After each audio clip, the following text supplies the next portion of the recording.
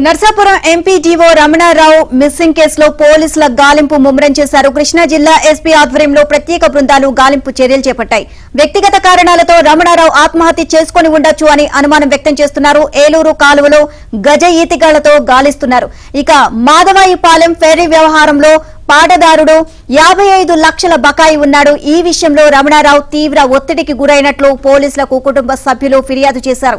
నలుగురు డీఎస్పీల ఆధ్వర్యంలో 150 మంది సిబ్బంది రమణారావు కోసం గాలిస్తున్నారు.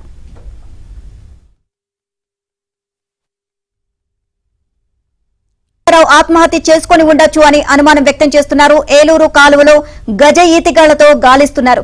ఇక మాధవాయిపాలెం ఫెర్రీ వ్యవహారంలో పాటదారుడు 55 లక్షల బకాయి ఉన్నాడు. ఈ విషయంలో రమణారావు తీవ్ర ఒత్తిడికి గురైనట్లు పోలీసులకు కుటుంబ సభ్యులు ఫిర్యాదు చేశారు. నలుగురు డీఎస్పీల ఆధ్వర్యంలో 150 మంది సిబ్బంది రమణారావు కోసం గాలిస్తున్నారు.